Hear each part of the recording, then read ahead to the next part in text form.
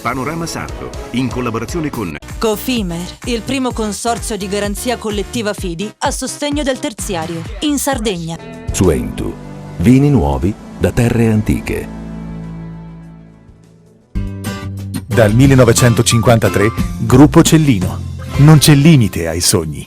PNA, l'associazione degli artigiani e delle imprese italiane. Grafiche Ghiani, l'esperienza di una vita, l'innovazione più avanzata. SE Trand, settore ecologia, dal 1979 al servizio dell'ambiente in Sardegna.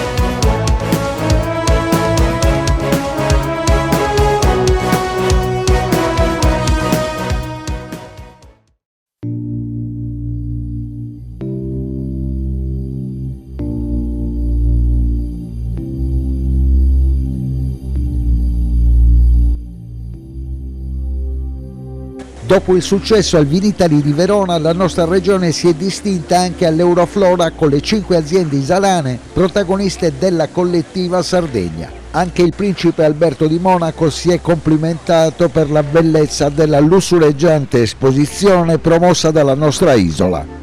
Nell'annuale appuntamento internazionale di primavera, l'area espositiva della regione Sardegna, proposta per la 12ª edizione della Mostra internazionale del fiore e delle piante ornamentali di Genova ai Parchi Nervi, ha fatto incetta di riconoscimenti e ha conquistato l'ambito premio d'onore della giuria per la presentazione di un allestimento collettivo superiore ai 350 metri quadrati e un secondo premio per la migliore collezione di piante da vivaio.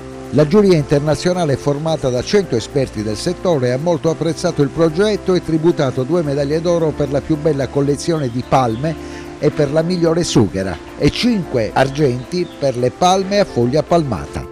Ho il piacere di essere per la terza volta invitata all'Euroflora e vengo sempre con un entusiasmo dire da bambino, un entusiasmo fantastico, perché l'idea di mettere le mie germinazioni in questo posto dove è tutto un colore, tutto un gioco di luci, di acque, e dove ci sono tantissimi vivicoltori praticamente da tutto il mondo, mi riempie di gioia.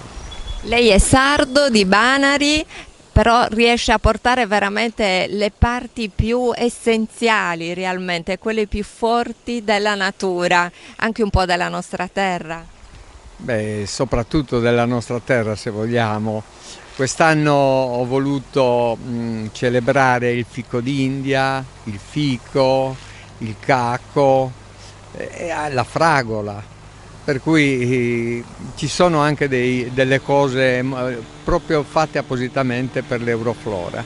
È stato difficile portare qui a Euroflora queste 14 creazioni, sculture? Beh, no, non più delle altre volte, sempre, insomma, è difficile perché bisogna lavorare a tempi dovuti. Ecco, io in realtà arrivo da un grande evento che durerà 6 mesi a Mougins in Francia, per cui avevo dei tempi ridotti, ma abbiamo fatto sempre per bene le cose. Racconto che vivere nell'isola è uno dei posti più belli al mondo. Io, ritornando adesso a Genova, mi sono reso conto che l'isola è un luogo meraviglioso, però c'è anche da dire che è bello uscire, è bello lavorare, e credo che comunque l'esperienza in questo caso dei sardi sia una delle più interessanti, non solo la mia ma con i collaboratori, con la Sgaravati, con Rocchi e tutti gli altri, sia una delle esperienze più belle all'Euroflora. Un po' di fatica perché siamo partiti dalla progettazione, 5 aziende, ci siamo riuniti, sposato il progetto e poi siamo venuti per un primo allestimento, rientrati in Sardegna, tornati per finire l'allestimento, però tutta questa fatica è soddisfatta dalla realizzazione e dai complimenti che stiamo ricevendo per questo allestimento bellissimo e molto elegante. Quindi la Sardegna, insomma, ha sprigionato bellezza tra produzioni di eccellenza e poi anche opere d'arte. Assolutamente, il giardino è abbellito dalle opere d'arte del maestro Carta di Banari, apprezzatissimo in tutta Italia e anche nel mondo, e quindi un ulteriore oggetto di arricchimento per il giardino. È una manifestazione molto importante, soprattutto ci dà molto orgoglio perché in un periodo così difficile le aziende hanno avuto la forza di unirsi come Collettiva Sardegna e partecipare a questo grande evento che praticamente dà lustro a tutta la regione. La Sardegna quindi in primo piano per raccontare delle piante che sono quelle della macchia mediterranea che ci invidiano un po' in tutto il mondo. Sì, rappresentiamo parecchio la macchia mediterranea, in particolare con i nostri profumi della Sardegna che qua a fianco abbiamo come aromatiche, ma come in genere abbiamo già visto precedentemente con altre interviste con altri colleghi, dove le piante stanno raggiungendo il massimo degli obiettivi e dei loro profumi. È la prima volta che partecipo all'Euroflora e quindi è una nuova esperienza e sono contentissimo di aver partecipato. Speriamo che comunque adesso che magari sembra che stiamo uscendo un po' dalla pandemia, che ci dia un po' di manforte anche per continuare al meglio la nostra attività. Nel mio settore in particolare con l'attività del parco ci ho penalizzato parecchio perché comunque la gente non potendosi spostare diciamo che siamo rimasti a godercelo da solo il parco. Ecco. Importanti premi, delle importanti medaglie. Questo che cos'è? Un asprone per i prossimi anni? Beh, sicuramente sì, è uno sprone per continuare, per cercare di migliorarci sempre al meglio. Abbiamo fatto tutti un buon lavoro, però sicuramente possiamo fare molto di più. Noi siamo grati alla Regione Sardegna, al Presidente e all'Assessore all'Agricoltura che ci hanno dato l'opportunità di presentare le eccellenze sarde nel campo del florovivaismo.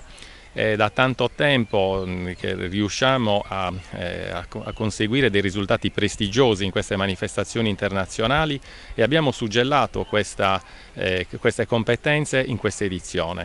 Tantissimo pubblico e c'è tanto interesse anche per la macchia mediterranea che rappresenta la nostra terra, e penso che questa volta con la grande professionalità delle aziende che rappresentiamo siamo riusciti ad avere i giusti riconoscimenti e siamo grati a chi ci ha permesso di rappresentare l'intera Sardegna e le intere produzioni florovivaistiche. Abbiamo rappresentato un bosco secco che ha la caratteristica appunto di avere delle piante che richiedono insomma poche cure e soprattutto come quantitativi d'acqua. Sì, è vero, noi qua ci sono tantissime fioriture, noi abbiamo impiegato meno colori forse, però più macchia mediterranea, più resistenza alle avversità atmosferiche che oramai con questi cambiamenti climatici affliggono l'agricoltura e la nostra terra, ma in particolare anche gli incendi, quindi una resilienza data da queste nostre piante autoctone che ci danno grande speranza anche per il futuro, quindi un accento sulle piante mediterranee, sulle nostre autoctone mediterranee. Questa è stata una cosa importante per me e per tutti quanti noi che abbiamo lavorato, per tutte le altre aziende che hanno collaborato con me. L'allestimento ha richiesto molto tempo, però è stato molto apprezzato. Il nostro spazio veramente è stato più fotografato, devo dirlo senza tema di essere smentita. Grazie soprattutto a Gabriella Murgia, l'assessore all'agricoltura della Regione Sardegna, che ha voluto che facessimo questa mostra e che ci ha incentivato, che ci ha aiutato e che ci ha seguito.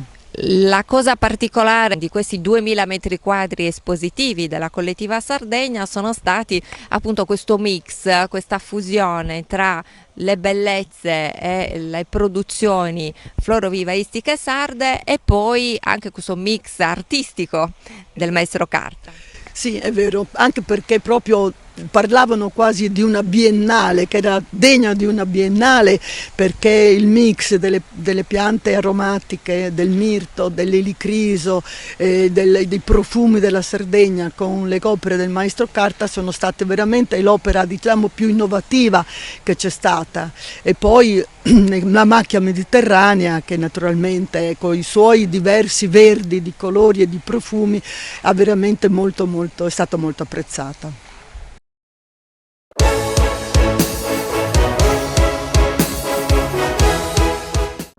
Cofimer, consorzio di garanzia collettiva Fidi, dal 1977 a sostegno del terziario. Il partner migliore nella ricerca di finanziamento più adatto a voi e nella trattativa per ottenere un fido alle migliori condizioni. Cofimer, il primo consorzio di garanzia collettiva Fidi a sostegno del terziario, in Sardegna.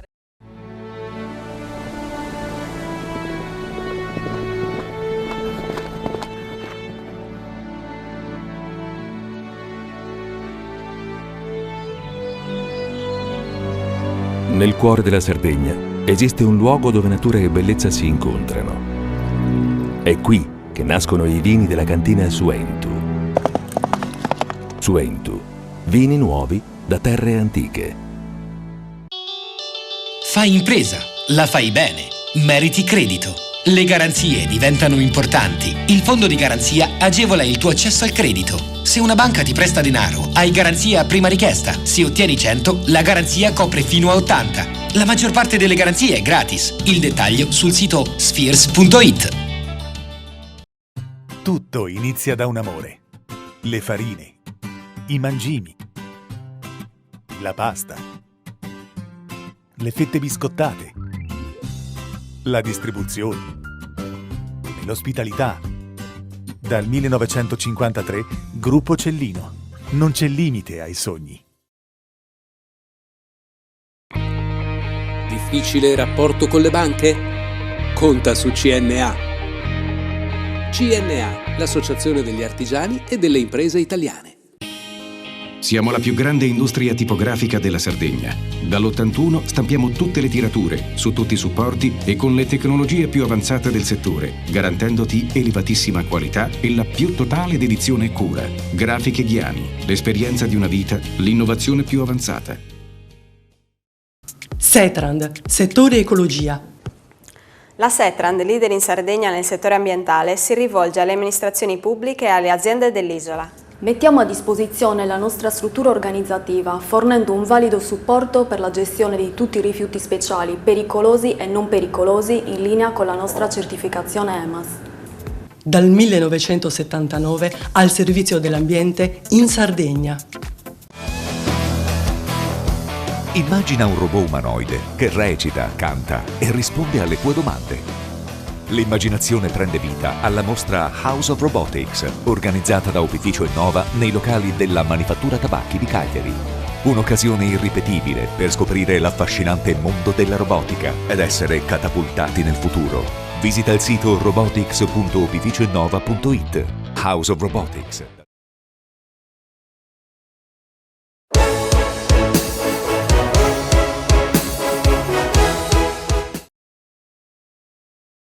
Abbiamo lasciato l'Euroflora di Genova e Leila Manunza, che ha intervistato i protagonisti sardi di una mostra, una collettiva che ha avuto grande successo.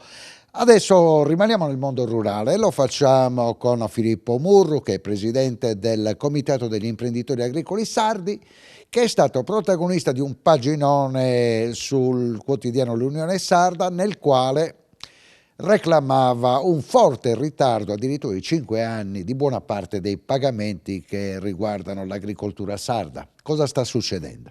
Sta succedendo che soprattutto per quello che riguarda le misure di investimento, che sono misure di investimento produttivo, quindi che agevolano gli investimenti nel nostro agro, nelle nostre campagne, che sono poi quelle misure che creano sviluppo, ad oggi ci sono dei ritardi importanti che tra l'altro sono nota dolente in ogni programmazione di sviluppo rurale, in questa in modo particolare.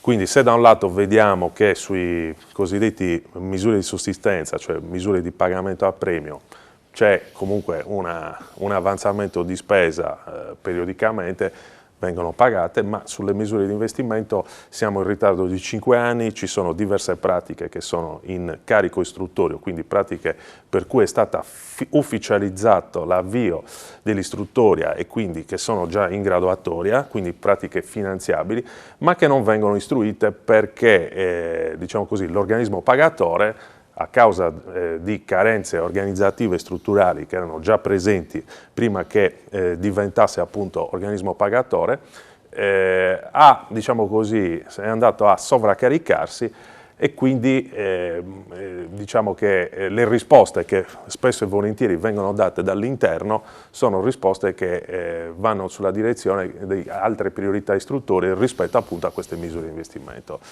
Su questo tema siete intervenuti insieme a Coldiretti e a Copagri con i vertici di queste due organizzazioni importanti del mondo rurale e regionale. Qual è il budget interessato da questo ritardo?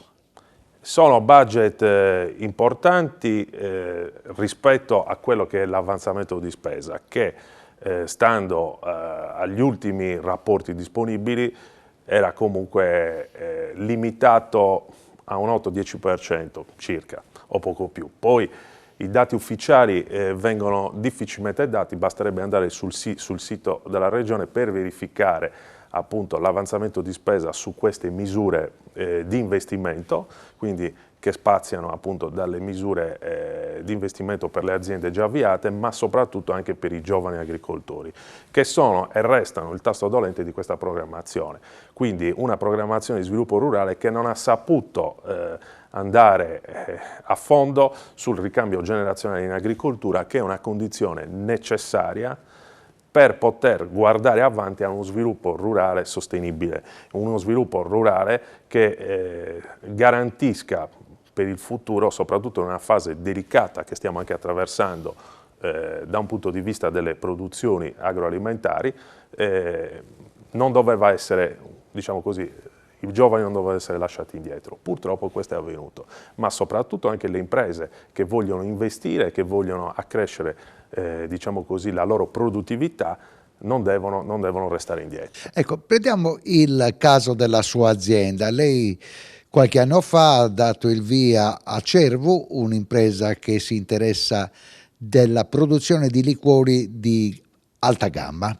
Sì, è un caso anche se vogliamo emblematico, ma un prodotto che sta avendo comunque dei riscontri, che ha avuto dei riconoscimenti sia a livello regionale piuttosto che nazionale, che si sta inserendo sulla piazza non solo regionale ma soprattutto anche nazionale, e che ha visto, con nonostante il mio entusiasmo e la mia volontà, un freno che è derivato anzitutto dal ritardo istruttorio sia sul progetto di investimento più strettamente agricolo, quindi la misura pacchetto giovani, ma anche in quella che è la visione di azienda multifunzionale, che non dimentichiamo anche dagli ultimi rapporti disponibili nella rete di sviluppo rurale nazionale, in Sardegna fatto 100 il prodotto interno lordo in agricoltura, oltre il 20% è derivato dalla produttività delle aziende multifunzionali, quindi che fanno agriturismo, perché la mia azienda necessariamente con i tempi che corrono, essendo una start-up,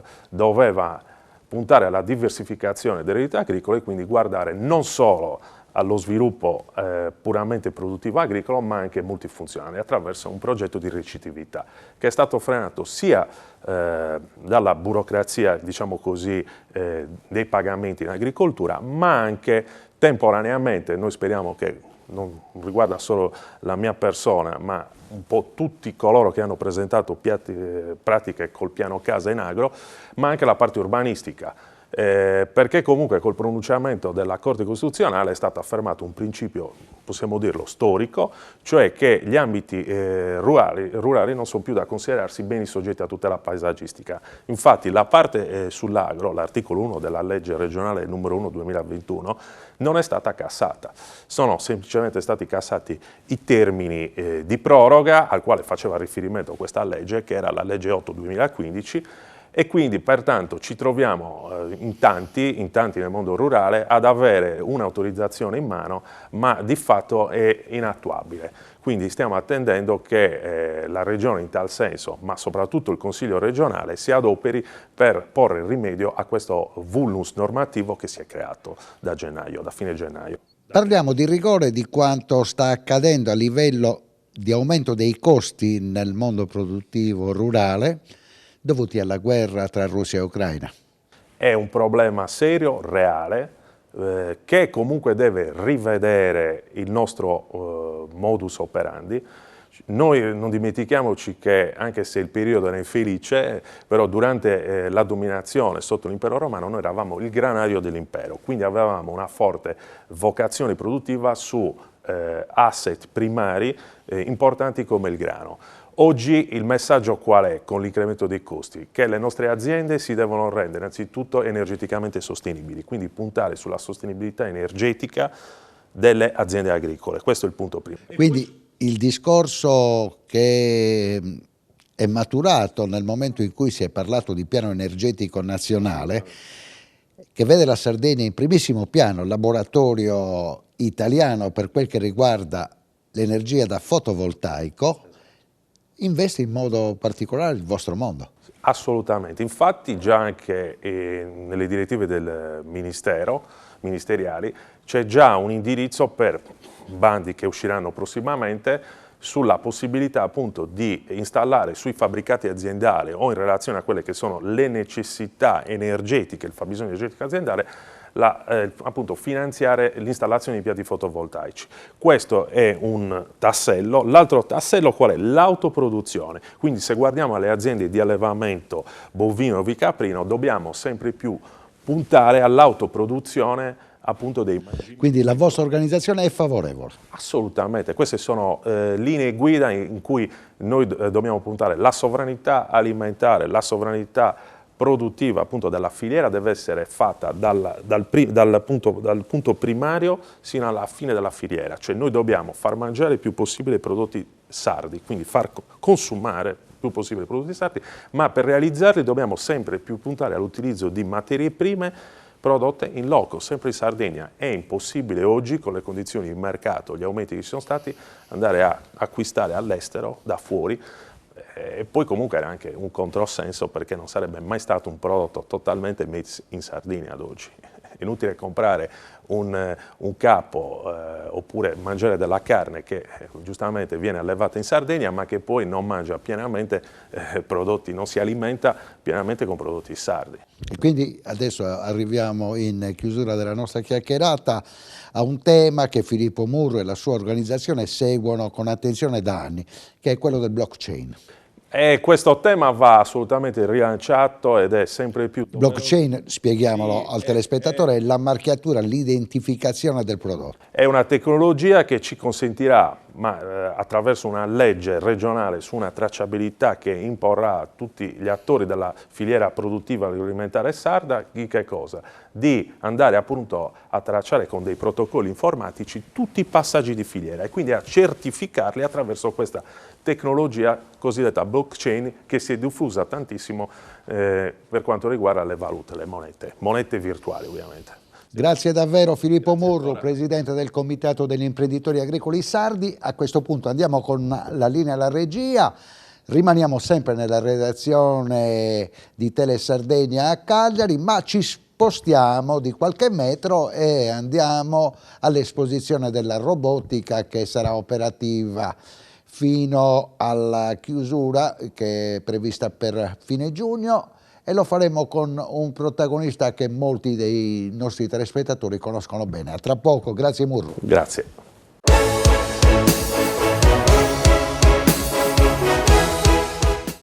Cofimer, consorzio di garanzia collettiva Fidi, dal 1977 a sostegno del terziario. Il partner migliore nella ricerca di finanziamento più adatto a voi e nella trattativa per ottenere un fido alle migliori condizioni. Cofimer, il primo consorzio di garanzia collettiva Fidi a sostegno del terziario, in Sardegna.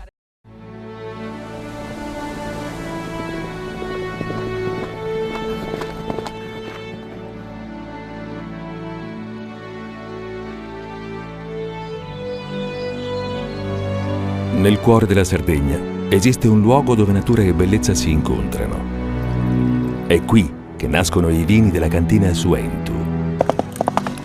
Suentu, vini nuovi da terre antiche.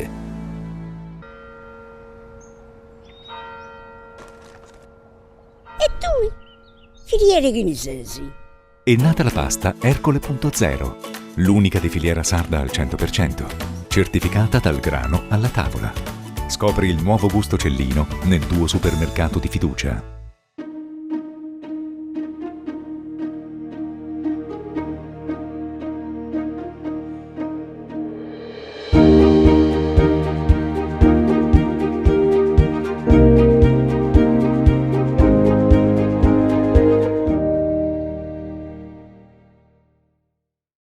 Fai impresa, la fai bene, meriti credito. Le buone idee viaggiano con le garanzie. Il fondo di garanzia è dalla parte delle imprese sarde che vogliono superare la stretta creditizia. I dettagli sul sito sfirso.it. Meno scartoffie e più efficienza? Conta su CNA. CNA, l'associazione degli artigiani e delle imprese italiane. Setrand, settore ecologia. La Setrand, azienda leader in Sardegna nel settore ambientale, si rivolge alle pubbliche amministrazioni e alle imprese dell'isola. Forti delle nostre competenze e dei nostri mezzi, realizziamo bonifiche di siti inquinati anche da amianto.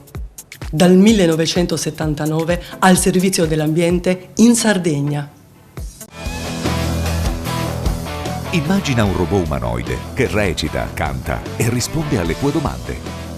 L'immaginazione prende vita alla mostra House of Robotics, organizzata da Opificio Innova nei locali della Manifattura Tabacchi di Cagliari. Un'occasione irripetibile per scoprire l'affascinante mondo della robotica ed essere catapultati nel futuro.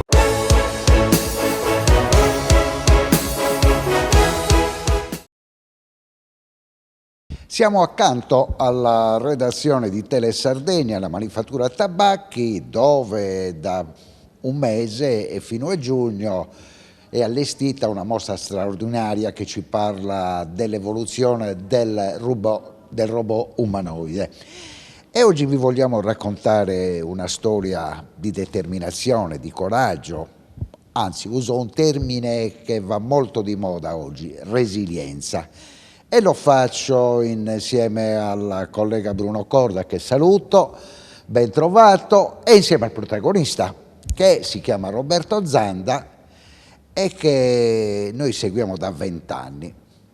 Esattamente 50 mesi fa Roberto Zanda, da molti conosciuto con il nomignolo di Massiccione, veniva ritrovato in mezzo ai ghiacci. Cosa era successo, Bruno Corda? Era successo che aveva fatto la prima grande sfida al freddo, perché lui le ha sempre fatte nei deserti del Sahara, quindi ha sempre viaggiato al caldo. Questa volta ha azzardato e è andato in Canada. E lui dice: sono qui per miracolo, perché mi hanno ritrovato e non so come. Per fortuna è qui. Come dicono i religiosi, è stato un miracolo. Chi mi chiede come io ne sia uscito vivo da quella tragedia, io dico che è stato solo un incidente di percorso nella mia vita, perché fa parte un po' di quello che io volevo e ho voluto fare per tantissimi anni, ultramaratone, in giro a cercare emozioni e per cercare avventure, sapendo anche che il rischio fa parte di quella tipologia di gara. Amavo anche il rischio, perché no? La storia atletica di Roberto Zanda era chiusa in queste immagini. È così che la nostra avventura ebbe inizio. C'è un proverbio che dice: quello che non ti uccide ti fortifica. E Roberto Zanda, nei suoi 20 anni dedicati a maratone estreme, lo sa bene. Lui, che oggi si ritrova a guardare il suo passato e non si capacita di quanto è riuscito a fare. È tempo di bilanci, ma il tempo non ti dà tregua. Sì, è una grande verità. Il tempo passa inesorabile, perché il tempo non ha vita. Il tempo è vita. Ormai sono passati 60 anni. L'ultima impresa è stata una gara estenuante, lunghissima, che lo ha portato ad attraversare i Pirenei dal Mediterraneo all'Atlantico. 14 giorni di sofferenza mentale e fisica alla ricerca continua di motivazioni per dare un senso all'impresa e a tutta quella interminabile strada.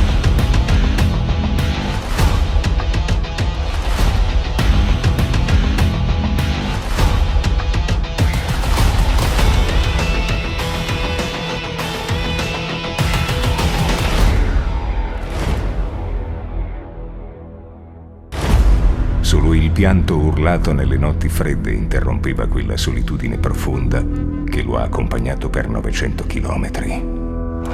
E ad ogni suo arrivo è con l'immancabile bandiera della Sardegna. Lui, fiero paladino e rappresentante di una terra e un popolo unici. E quante volte, alla fine dell'impresa più dura, quando ormai si pensa di aver consumato tutte le riserve di energia e non riesci più a gioire neanche per la vittoria, giungi a una conclusione. Chiudo con le ultramaratone. Non voglio più soffrire, ho voglia di normalità. Ormai sono passati mesi da quell'ultima missione.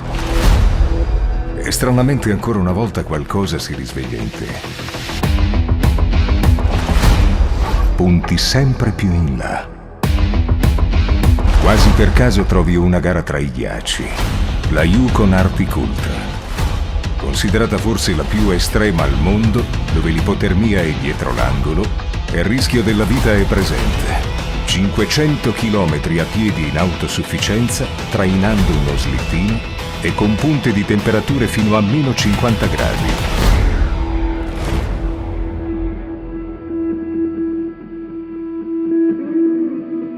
Il 28 gennaio 2018 Roberto Zanda parte per la Yukon Arctic Ultra e del tragico epilogo ne hanno parlato i media di tutto il mondo. Ciao ragazzi, grazie per il vostro sostegno. In questo momento sono all'ospedale, sto piano piano cercando di riprendere.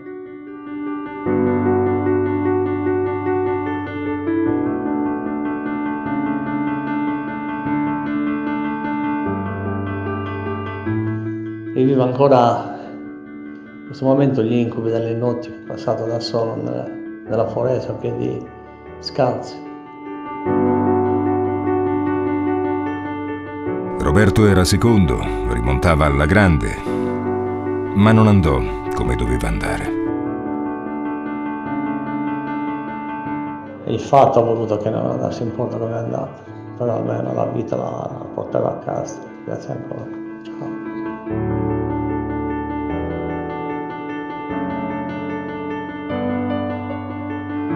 Nelle prossime righe, che non leggeremo, è concentrato tutto il carattere di un uomo come Roberto Zanda. Era il 7 luglio 2018 e il progetto di rinascita in lui era in serbo già da molto prima.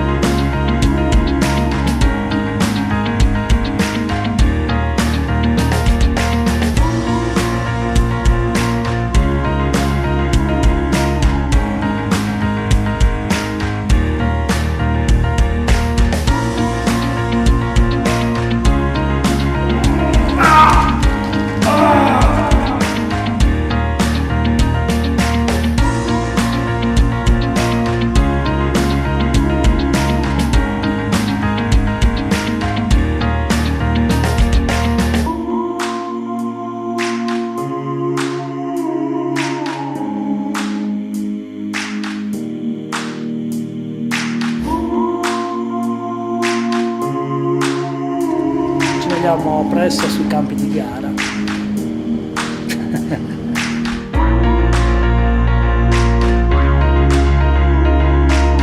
Quale sarà la tua prossima sfida, Roberto? Con Bruno Corda voglio ricordare che Roberto Zanda è partito il sabato, ma il venerdì era con noi.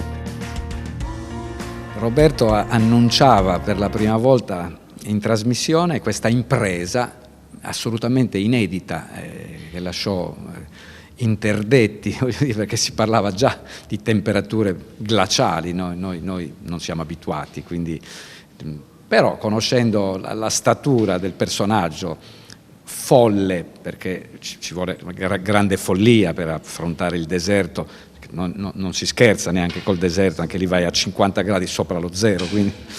Però questa era un'impresa ai limiti veramente della follia, e lui lo ha detto in apertura, dice: il mio spirito è questo, io devo azzardare. È stato un grande azzardo, lui ha implorato la misericordia perché ha visto in faccia la morte in quel momento, lui stava per morire, quindi è stato un momento che non dimenticherà mai. E ricordo quanto abbiamo sofferto noi durante queste settimane, perché le notizie che arrivavano, che noi davamo in tempo reale in tutte le trasmissioni di Matteo Bruni la mattina e il venerdì sera quando andavamo in trasmissione, erano notizie non felici. Ne ero cosciente, è una gara che io ho voluto fare, soprattutto confrontarmi col freddo, una cosa che noi in Sardegna io non ho mai conosciuto. Umilmente mi sono aggregato gli primi giorni con altri atleti che avevano già esperienze di climi artici. Il problema è che poi, come succede nella vita, che basta un niente che le cose ti cambiano. È successo che poi tutti gli atleti si sono ritirati, siamo restati solo in due. Io e un ragazzo sudafricano che era 16 miglia avanti di me.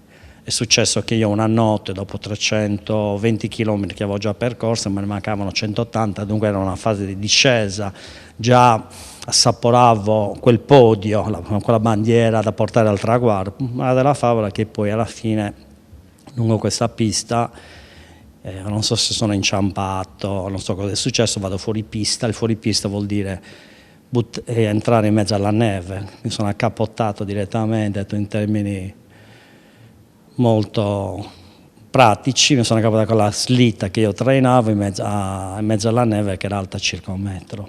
A quel punto stiamo parlando, la notte c'erano meno 50 gradi, a quel punto le cose sono precipitate velocemente, nel senso che io ti trovi immerso, immaginatevi immerso nella neve a 1 metro, io cerco di tirarmi su, la slitta mi teneva sotto la neve, mi sono dovuto togliere i guanti, le mofole, avevo i sottoguanti per sganciarmi la cintura che avevo qua, e a quel punto il toccare solo la neve a meno 50 gradi mi ha fatto capire che le mani stavano congelando velocemente, perché poi con la torcia che avevo vedevo il bianco nelle mani. Ho fatto tutto il possibile per far defluire il sangue nelle mani, ma purtroppo non c'è stato niente da fare. Da lì poi entri in un mondo che non è più tuo, perché entri subito in ipotermia e vedi cose che non sono vere, e male della favola mi sono addentrato dentro questa foresta, mi sono perso dentro questa foresta,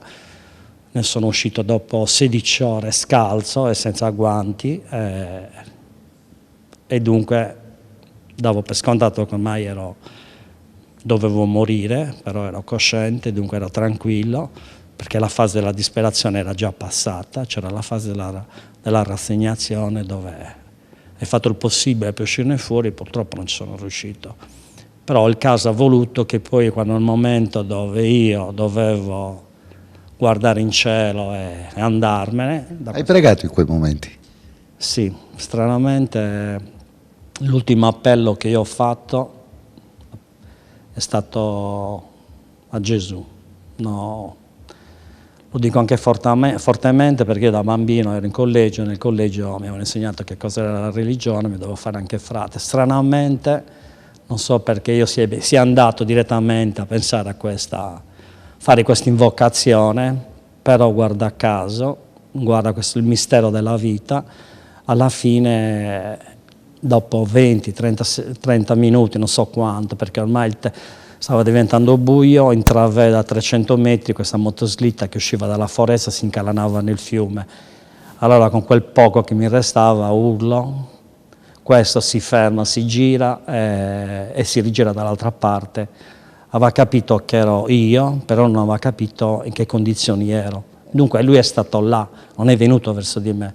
Sono andato io, cadevo in continuazione perché i miei piedi erano scalzi, non avevo scarpe e col ghiaccio scivolavo. Una della favola che arrivò là, questo resta terrorizzato, ho visto il suo viso il terrore nel vedere una persona a meno 50, scalza, senza guanti, e poi ricordo l'elicottero, questo rumore, e poi sento questo mitragliare fortissimo nella mia testa, che si interrompeva e poi ripartiva, e poi mi sono reso conto che erano i miei denti che battevano dal freddo.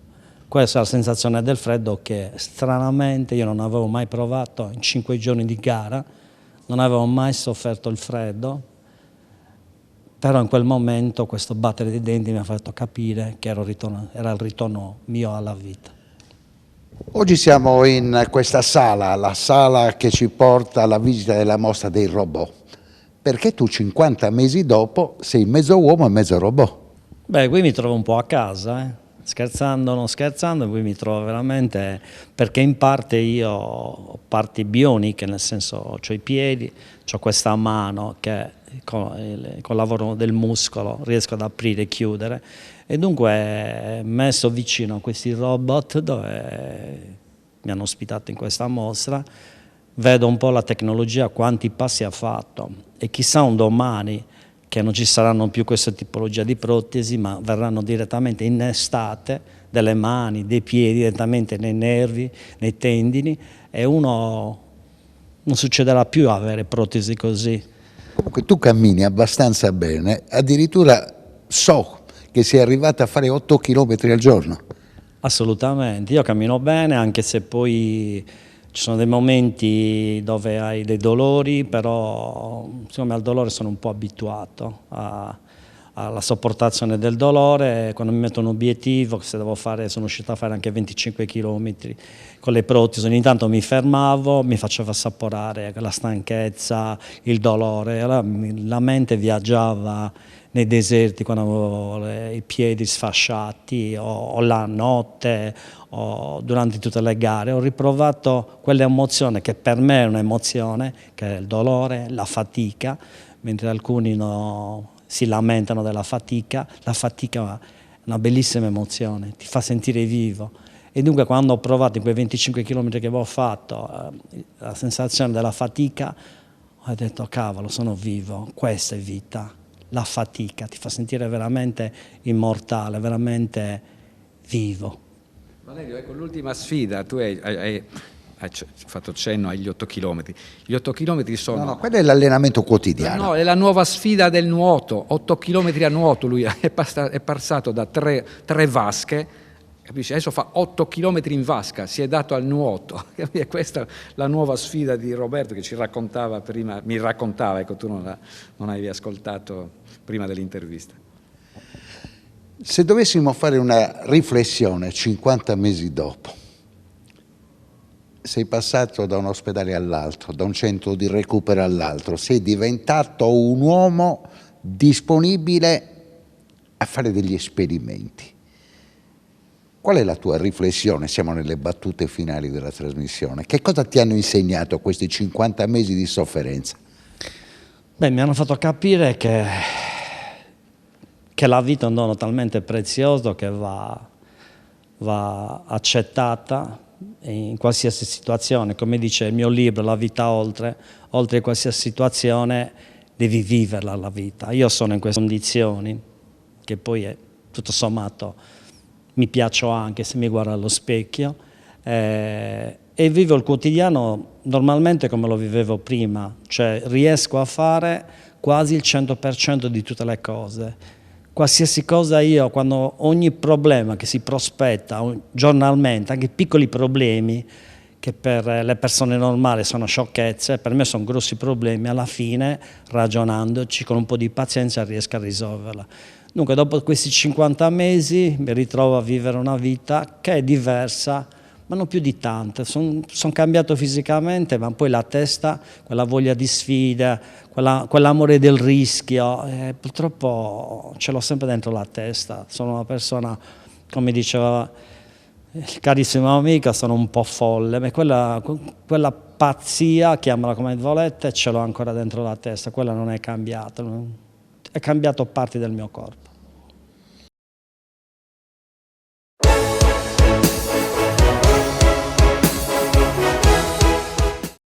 Cofimer, consorzio di garanzia collettiva Fidi, dal 1977 a sostegno del terziario. Il partner migliore nella ricerca di finanziamento più adatto a voi e nella trattativa per ottenere un fido alle migliori condizioni. Cofimer, il primo consorzio di garanzia collettiva Fidi a sostegno del terziario, in Sardegna.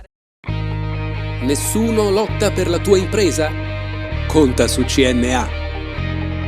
CNA, l'associazione degli artigiani e delle imprese italiane.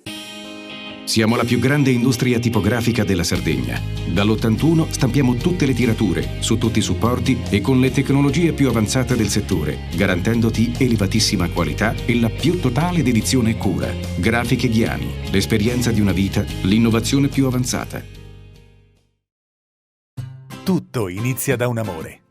Le farine, i mangimi, la pasta, le fette biscottate, la distribuzione e l'ospitalità.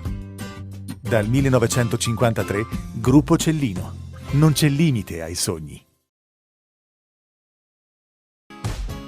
Fai impresa, la fai bene, meriti credito. Non c'è solo il credito bancario. Con i mini bond e le cambiali finanziarie coperti dal fondo di garanzia, i tuoi progetti trovano nuovi investitori che credono in te. Contatta Spheres.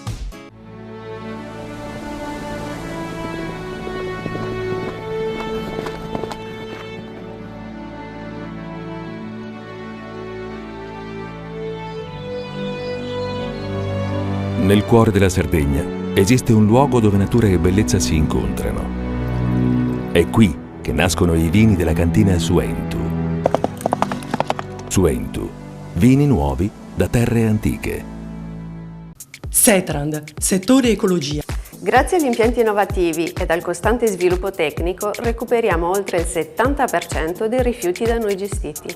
Dal 1979 al servizio dell'ambiente in Sardegna.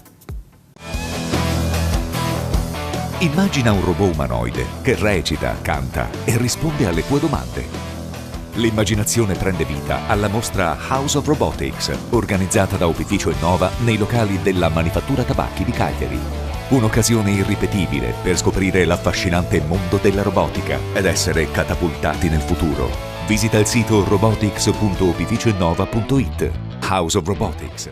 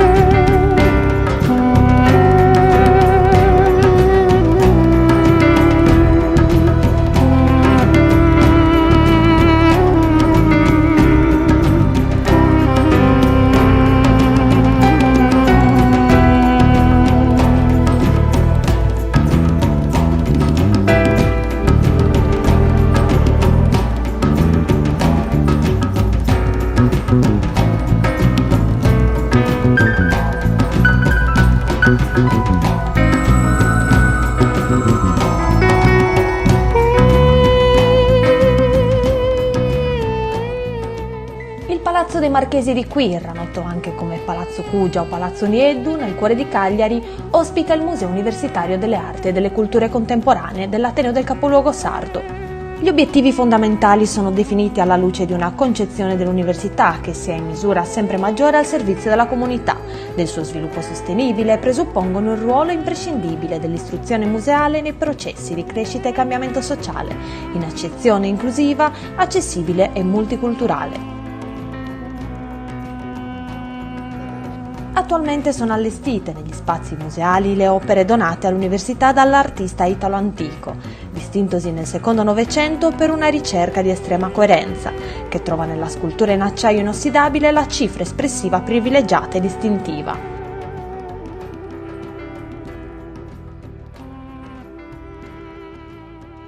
Quanto lavoro c'è dietro l'impresa di realizzare il Museo dell'Università di Cagliari?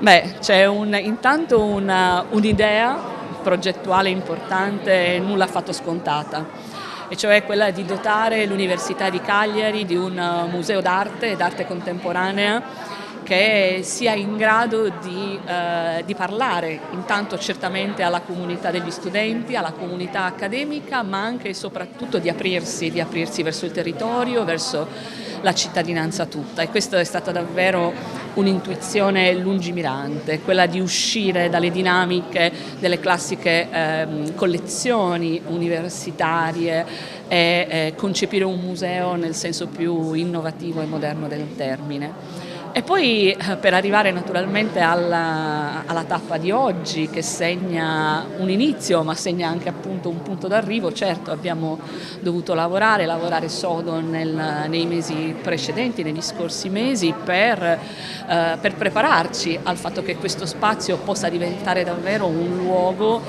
frequentato, di riconoscimento per le persone, in cui tutti possano trovare un'esperienza di accrescimento culturale, personale e collettiva. La nostra massima ambizione, il nostro massimo desiderio è fare di questo museo un luogo partecipato, un luogo di incontro, un luogo di dialogo in cui tutti davvero possano sentirsi parte attiva. La scelta della location nel cuore di Castello. Sì, la scelta è giunta direttamente dal rettorato, come l'idea stessa naturalmente del museo, a partire dal fatto che l'università, l'Ateneo, aveva a disposizione questa straordinaria porzione di un palazzo storico, Palazzo Cugia Nieddu, che in parte è già occupato dal Dipartimento di Architettura e in parte aveva appunto degli spazi liberi che, adeguatamente ristrutturati, messi a norma anche naturalmente sotto il profilo dell'accessibilità, si sono rivelati poi di estrema suggestione per ospitare appunto gli spazi museali. Chi espone in questi spazi? In questi spazi attualmente presentiamo una straordinaria collezione che viene dalla donazione del maestro Italo Antico. Sono quasi 50 opere di uno degli artisti più rappresentativi del rinnovamento artistico in Sardegna, di cui siamo profondamente orgogliosi, siamo veramente profondamente grati di questa donazione, perché le opere di Antico interpretano al meglio anche quello che è lo spirito che guida il progetto di questo museo, ovvero sia una ricerca artistica che nasce profondamente radicata nel nostro territorio, ma costantemente in grado di aprirsi ad una dimensione nazionale ed internazionale. È esattamente quello che noi vorremmo fare, essere radicati nel territorio ma con uno sguardo quanto più ampio possibile. E quindi insomma, mettiamo a disposizione della collettività questo patrimonio, naturalmente pensando poi nei prossimi mesi e nei prossimi anni di integrare continuamente la programmazione. Questo non sarà appunto un luogo statico, non sarà soltanto un luogo appunto espositivo, ma, come mi piace dire, sarà un luogo dove succederanno delle cose, delle mostre temporanee su cui lavoreremo a partire da grandi temi che ci interessa approfondire, per esempio il tema di genere, il tema dell'arte al femminile. L'arte al femminile non tanto per individuare delle specificità dell'arte al femminile, non è questo che ci interessa invece riconoscere e compiere appunto una ricerca da punti di vista finora poco percorsi sul contributo delle donne alla più generale storia dell'arte.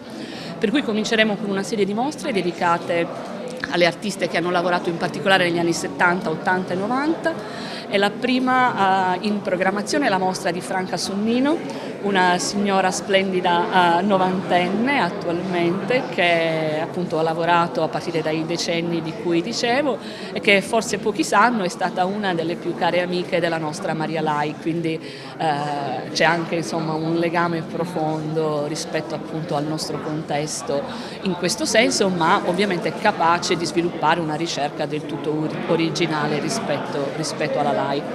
E poi organizzeremo dei dibattiti, delle conferenze, degli incontri, alcuni più formali, alcuni più informali, anche proprio con quello spirito di sperimentazione che questo posto vuole e deve avere, sempre naturalmente in collaborazione con gli studenti, che sono il nostro punto di riferimento più importante, prioritario e principale.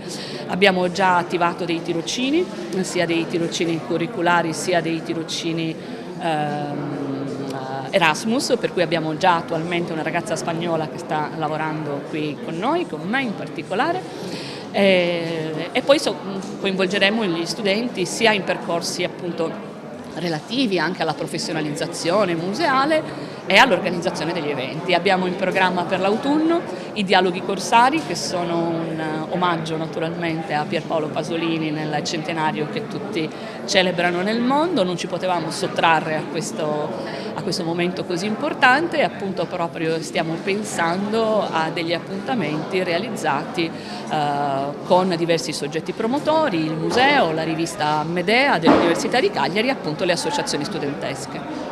Per non ammassare una trasmissione di economia, a questo punto il cronista deve farle una domanda.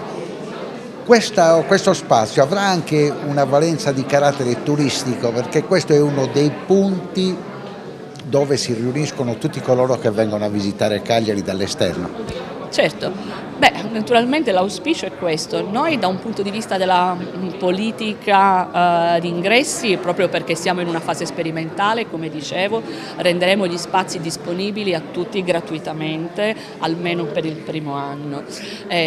Questo appunto perché vogliamo compiere anche veramente un gesto di apertura nei confronti della comunità, dei cittadini, dei nuovi cittadini, ma anche dei turisti, e perché naturalmente abbiamo un bisogno di conoscere noi il nostro pubblico, di studiare, di capire come poi ulteriormente nel corso del tempo perfezionare la nostra proposta, la nostra offerta e come calibrare le nostre iniziative rispetto ad un pubblico che contiamo di coinvolgere appunto in questa fase sperimentale in maniera sempre più assidua. E andiamo a riflettere su quello che può rappresentare questo nuovo spazio culturale, museale per il turista che visita la città, e lo facciamo con l'assessora comunale della cultura. La presenza di un museo in un quartiere storico come Castello è fondamentale per tanti motivi, intanto perché a mio avviso un museo che propone attività, un museo vivo, quindi che propone iniziative, attività, anche delle iniziative multidisciplinari, è fondamentale perché restituisce al quartiere di Castello la sua centralità, anche il suo ruolo identitario che a mio avviso ha perso nel corso del tempo, e quindi è necessario che un museo non solo sia presente ma sia soprattutto molto attivo e molto vitale. E questo è importante soprattutto perché mi diceva l'organizzatrice di questa mostra, e penso anche di tutte le rassegne future, che per il primo anno sarà gratuito l'ingresso dei turisti e di tutti i cittadini cagliaritani. Anche questo è molto importante, che può essere un'iniziativa, una modalità che può attirare l'attenzione anche di tutte quelle persone o che vivono nel quartiere o dei cagliaritani o di chi appunto vuole venire a trovarci, turisti compresi. Come si sta preparando, assessore, la città a ricevere i turisti dal mese prossimo in poi? Allora, ci stiamo preparando con delle iniziative molto importanti che cercano di rivalutare la cultura a 360 gradi, dalle mostre chiaramente temporanee a una gestione più elastica e più flessibile dei musei, per esempio per quanto riguarda le aperture e gli orari, ancora a delle iniziative molto importanti che riguarderanno gli spettacoli dal vivo, con un vero e proprio cartellone straordinario di spettacoli che tra l'altro contempleranno varie tipologie di espressioni musicali, ma anche riguarderanno il teatro, la danza, il circo e così via, e che in particolar modo coinvolgeranno la cittadinanza. Un'ultimissima cosa, quando sarà possibile riaprire l'anfiteatro?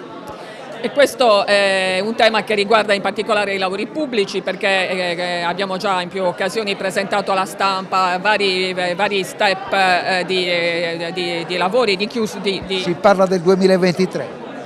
È molto auspicabile, ovviamente so che il sindaco tiene particolarmente all'apertura dell'anfiteatro e si sta davvero impegnando moltissimo perché questo avvenga.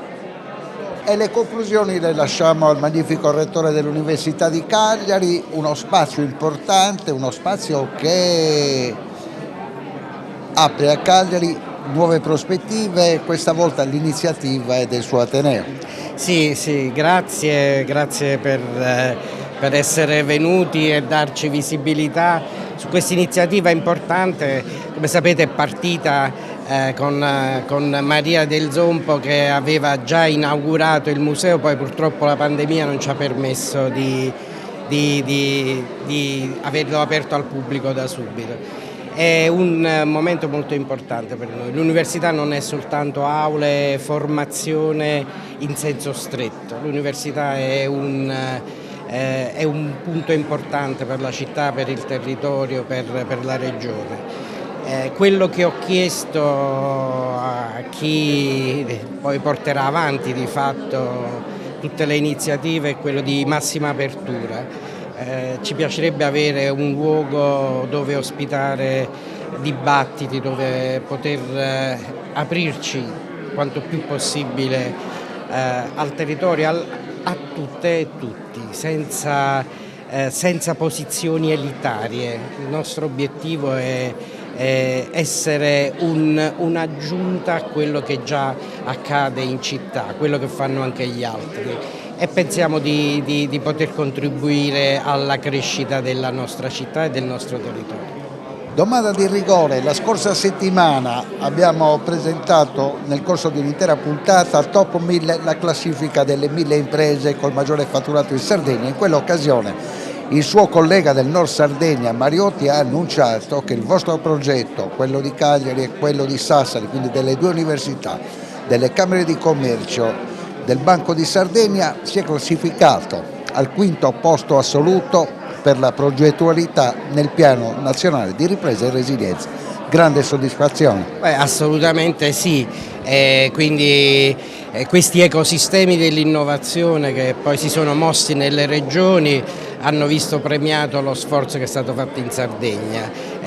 L'Università di Sassari è l'università proponente, perché c'è una università proponente, ma ovviamente c'è anche il nostro lavoro, c'è il lavoro della parte attiva del territorio della Sardegna. Confidiamo che questa sia un'occasione importante da sfruttare per la crescita del territorio. Io continuo a dire che il PNRR appunto non è il piano delle università, il PNRR è il piano del Paese, per cui praticamente il nostro contributo deve essere per la crescita del Paese.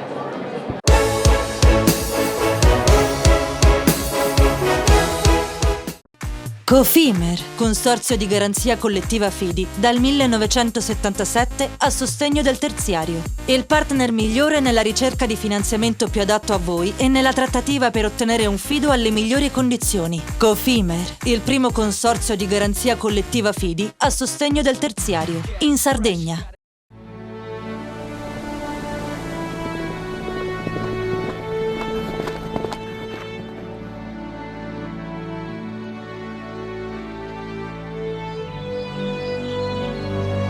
Nel cuore della Sardegna esiste un luogo dove natura e bellezza si incontrano.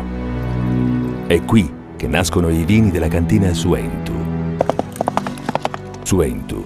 Vini nuovi da terre antiche. Fai impresa, la fai bene, meriti credito. Le garanzie diventano importanti. Il fondo di garanzia agevola il tuo accesso al credito. Se una banca ti presta denaro, hai garanzia a prima richiesta. Se ottieni 100, la garanzia copre fino a 80. La maggior parte delle garanzie è gratis. I dettagli sul sito sfirso.it.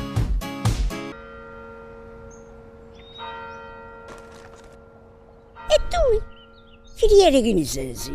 È nata la pasta Ercole.0, l'unica di filiera sarda al 100%, certificata dal grano alla tavola. Scopri il nuovo gusto Cellino nel tuo supermercato di fiducia.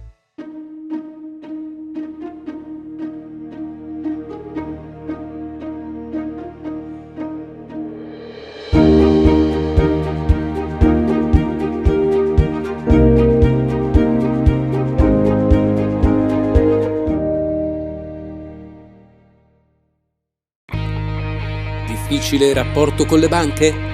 Conta su CNA. CNA, l'associazione degli artigiani e delle imprese italiane. Setrand, settore ecologia. Siamo in grado di attivare il pronto servizio ecologico in caso di emergenze con potenziale contaminazione delle matrici ambientali. Dal 1979 al servizio dell'ambiente in Sardegna. Immagina un robot umanoide che recita, canta e risponde alle tue domande. L'immaginazione prende vita alla mostra House of Robotics, organizzata da Opificio Innova nei locali della Manifattura Tabacchi di Cagliari. Un'occasione irripetibile per scoprire l'affascinante mondo della robotica ed essere catapultati nel futuro. Visita il sito robotics.opificioinnova.it. House of Robotics.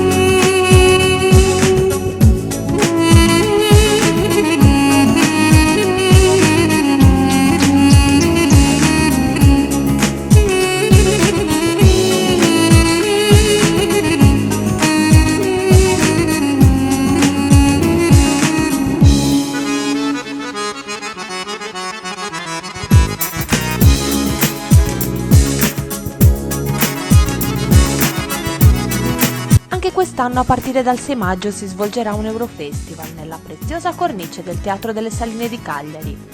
Un evento ricorrente organizzato dalla Croama a favore della promozione e divulgazione delle produzioni emergenti.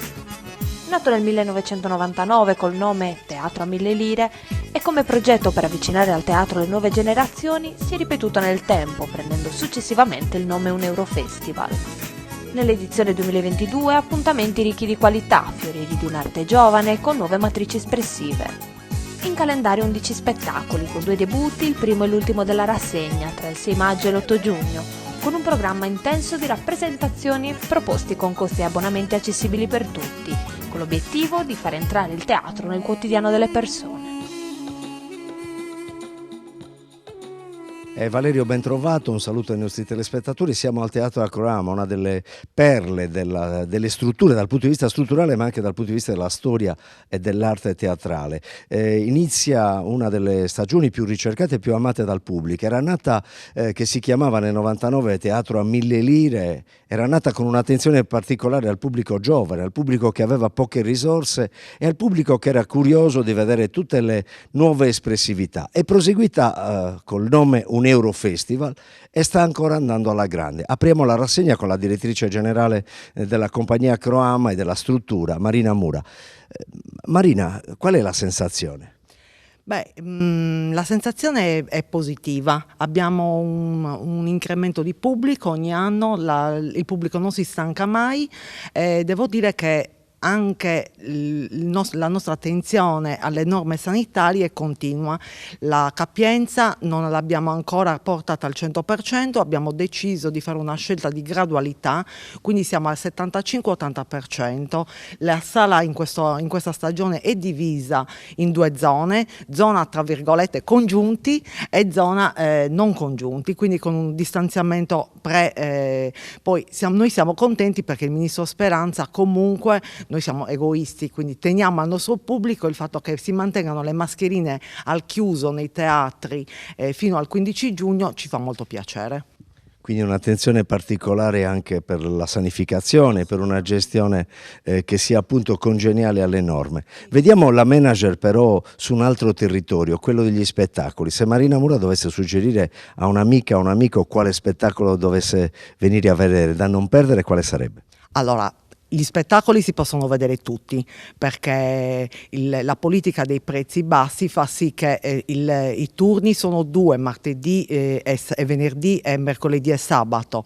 I prezzi sono molto contenuti, alla fine €1 veramente a spettacolo, quindi si possono vedere tutti. Tutti gli spettacoli sono anticipati da un mini dramma, di questo magari ne parlerà chiaramente più la Presidente, che è anche che è una regista, e niente. Io mi consiglierei, visto il prezzo contenuto, di vederli tutti. La stagione è comunque non caldissima, non più fredda, quindi anche il tempo aiuta. La rassegna prevede classici di statura internazionale, mi viene in mente Dostoevskij, mi viene in mente Quinault, mi viene in mente Camilleri. Siamo con Elisabetta Poda, regista proprio dell'opera che apre la rassegna, ma soprattutto presidente della compagnia Acroama. Elisabetta, come la raccontiamo questa rassegna? Allora, intanto per prima cosa diciamo che sono più di 10 spettacoli e l'abbonamento, che è al costo di €10, praticamente fa sì che ogni spettacolo costi €1. Questa proposta che riproponiamo da anni ha visto un pubblico che è un pubblico poi molto variegato, sono molti giovani ma anche persone, famiglie, adulti, tutti, insomma, anche perché all'interno di un Eurofestival ci sono molte energie positive, compagnie giovani ma anche compagnie più navigate. Quello che interessa è il discorso teatrale, cioè nuove espressività, una vivacità drammatica nel raccontare, nuovi punti di vista. Questo è quello che caratterizza un Eurofestival. Ecco, proviamo a citare intanto le date, quando iniziate e quando finite, e quali sono gli spettacoli, una carrellata di quello che è il calendario. Allora, un Eurofestival parte il 6 con racconti fantastici tratti da Dostoevskij. Questo Dostoevskij in questo periodo è tornato alla ribalta, il nostro Dostoevskij. A seguire chi abbiamo? Ecco, a seguire abbiamo poi la Scuola d'Arte Drammatica propone la classe, quindi più di 15 persone in scena, è uno scoppio di energie. Poi abbiamo Abaco Teatro con l'ultima risata, abbiamo il Teatro Sassari con la sorpresa, ci fanno sempre ridere, poi abbiamo Anfiteatro Sud, Chi dice donna dice danno, anche questo penso che sarà molto gradito. Poi abbiamo Lunaria Teatro con Maruzza Musumeci, un'opera tratta da Camilleri.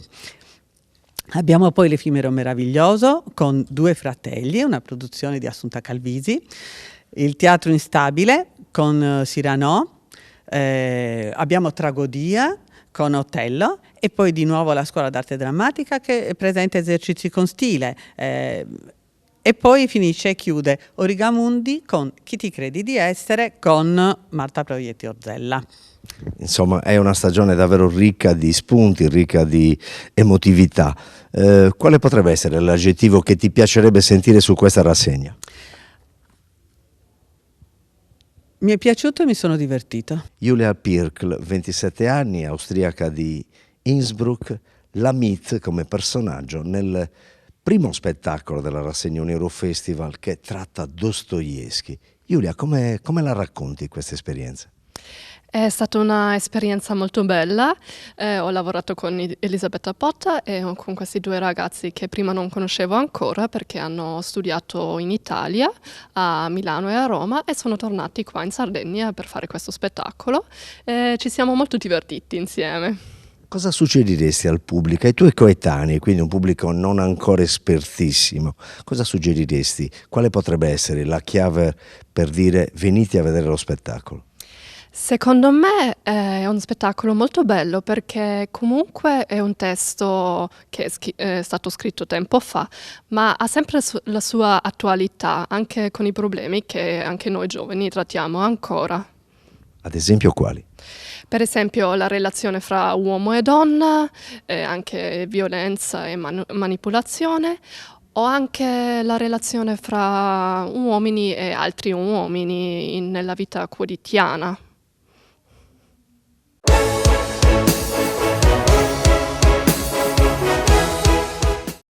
Cofimer, Consorzio di Garanzia Collettiva Fidi, dal 1977 a sostegno del terziario. Il partner migliore nella ricerca di finanziamento più adatto a voi e nella trattativa per ottenere un fido alle migliori condizioni. Cofimer, il primo consorzio di garanzia collettiva Fidi a sostegno del terziario, in Sardegna.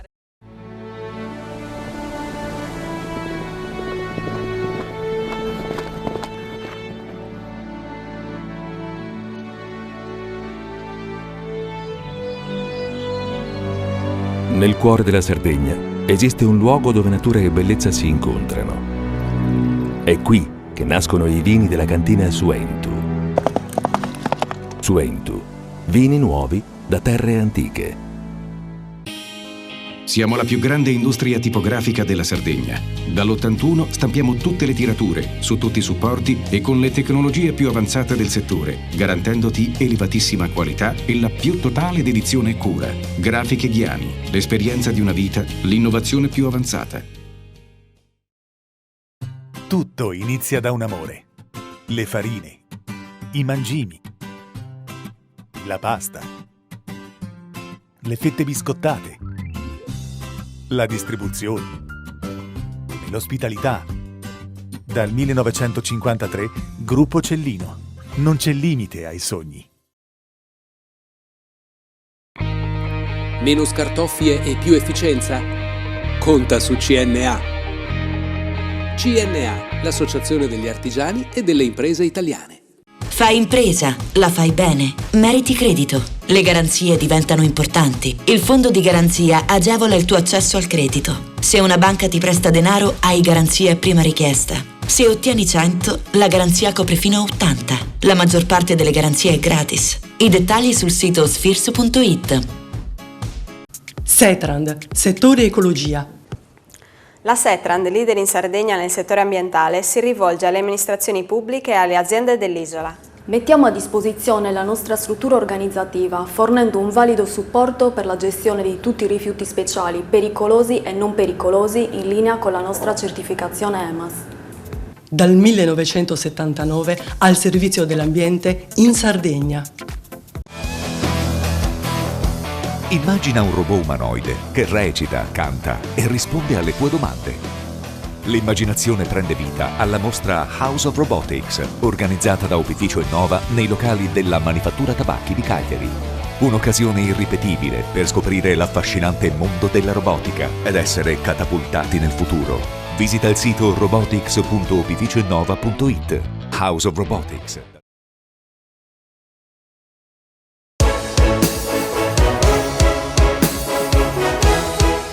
In chiusura di trasmissione con Mario Frongia vogliamo parlare, dopo una settimana, dell'evento che Telesardegna ha seguito fin dal primissimo momento, fin dal momento in cui è stato ideato, e parliamo di 4 mesi fa.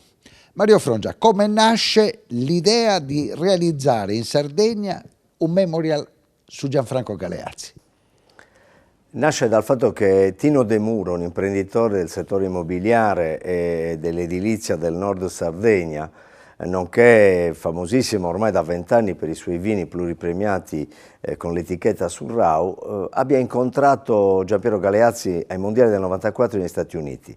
Da assessore regionale all'agricoltura sbarcava negli Stati Uniti per la prima volta il pecorino romano. Lui era andato con i grandi mastri caseari dell'epoca, e quindi parlo dei Podda, parlo dei Pinna, a promuovere questo formaggio, e quindi incontrandosi quasi casualmente col gruppo di cronisti RAI che erano lì per seguire i mondiali, con Giampiero Galeazzi scoccò la scintilla, e lui mi ha raccontato in un'intervista per la Nuova Sardegna che avevano poi passato, intanto lì negli Stati Uniti, Galeazzi era stato capace alla Fancy Food, che è la principale fiera del cibo e del vino degli Stati Uniti, aveva portato 200 giornalisti americani, è sbarcato il pecorino romano ed è nata un'amicizia. Tino De Muro poi ha continuato a frequentare Giampiero Galeazzi in Costa Smeralda per 30 anni.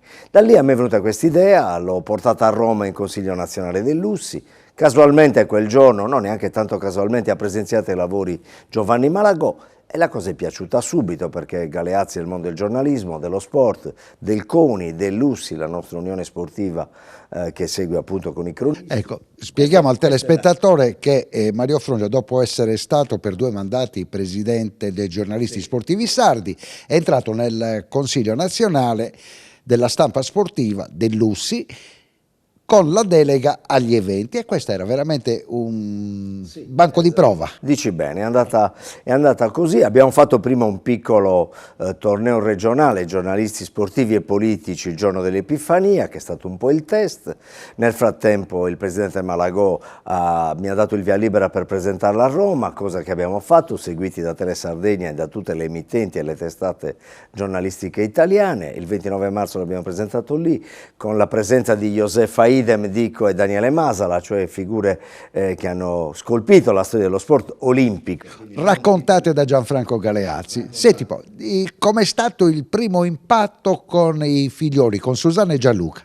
Io ho contattato subito Susanna ed è stato un impatto non facile, perché impegnatissima, lavora e cronista di Canale 5 e Mediaset a Roma e si occupa di spettacoli e culture. Poi però ci siamo intesi al volo, è bastata una telefonata prima di esserci incontrati diverse volte di persona, e la cosa è stata facile anche per il fratello Gianluca, nostro collega cronista di La 7. Intervistando Susanna ho capito subito che lei era contentissima che questo evento accadesse in Sardegna, perché l'isola per Gianfranco Galeazzi era la meta di ogni momento di vacanza.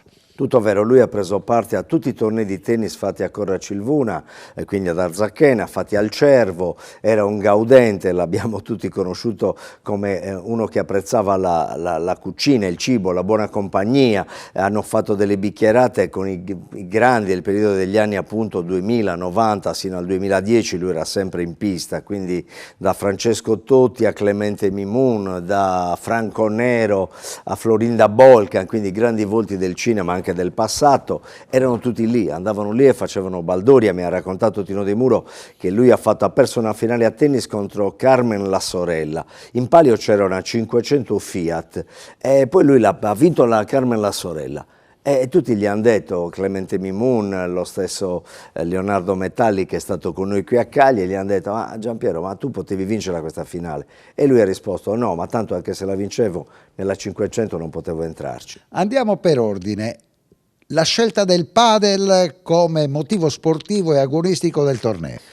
Il padel è uno sport emergente, facile, avvicinante, di grande convivialità, nel senso che mette assieme tante persone diverse anche con poca pratica sportiva. Gran parte vengono dal mondo del calcio e del tennis ovviamente e da altre discipline, però ripeto è talmente, ha un approccio talmente semplice che permette a tutti di giocare. Sapendo poi dei grandi calciatori che tutti sono passati al padel, noi avevamo pensato, stavamo partendo dalla nazionale, da Gabriele Gravina, poi purtroppo è andata male con la Macedonia, ma tutto era nato dal fatto che anche Roberto Mancini e Daniele De Rossi volessero portare un omaggio sarà per la prossima stagione. Perché la scelta del dopolavoro ferroviario? Perché questo primo assist ce l'aveva dato l'ACS, che ha promosso e promuove sul territorio di tutta Italia, ma qui in Sardegna lo fa con Andrea Lubine, e poi il presidente Bruno Molea nella conferenza stampa al Palazzo d'Onore del CONI di fronte a Malaga. Lui è il leader mondiale dell'associazione. Esattamente, e quindi una situazione in cui l'ECS era già allenata a poter sostenere intanto anche le spese iniziali e poi perché il dopolavoro è la struttura sportiva più longeva di Cagliari, in fase di espansione. Ci è sembrato giusto tutti assieme nel ragionare su quella struttura. Qual è stato il momento più difficile nell'organizzazione di questi 4 mesi? Diciamo mettere assieme il pool di figure di grande prestigio, le celebrità, chiamiamole così, che potessero coordinare le loro incombenze di lavoro e di famiglia e personali, insomma, con il venire a Cagliari, perché sembra facilissimo ma non lo è.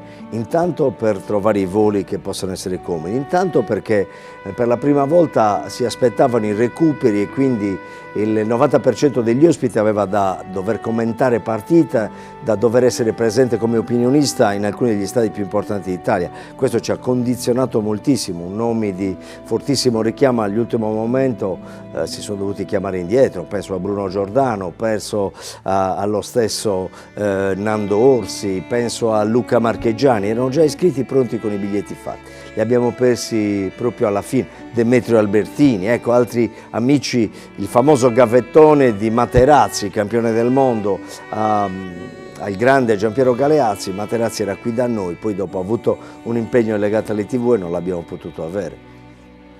Alle conclusioni, stanno per partire i titoli di coda. Dopo questa prima esperienza si andrà avanti col Memorial? Assolutamente sì, ma non so dove, Valerio, perché è la bellezza di aver fatto una cosa che è rimasta in piedi. De Muro avrebbe voluto il Memorial in Costa Smeralda. È probabile che questa sia una delle possibilità. Anche Gianfranco Zola col Punta Aldia Padel Club ci ha fatto capire che sarebbe molto interessato, ma anche qui a Cagliari in tanti hanno insistito. Sostenuti dalle immagini di Antonio Carta, andiamo al momento in cui si sono fatte riflessioni su quella che è l'attività giornalistica oggi.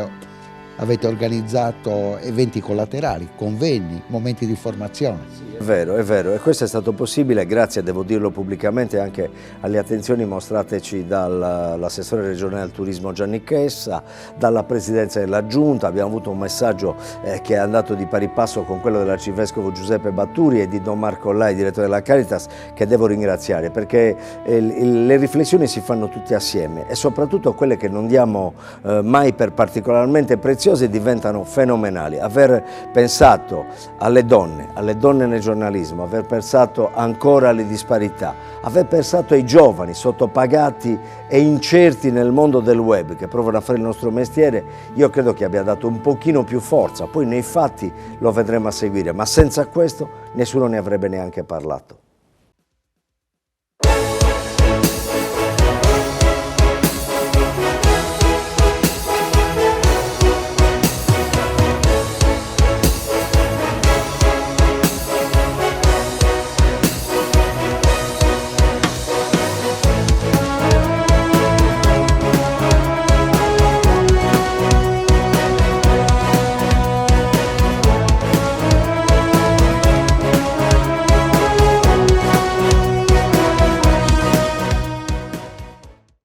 Cofimer, il primo consorzio di garanzia collettiva fidi a sostegno del terziario, in Sardegna.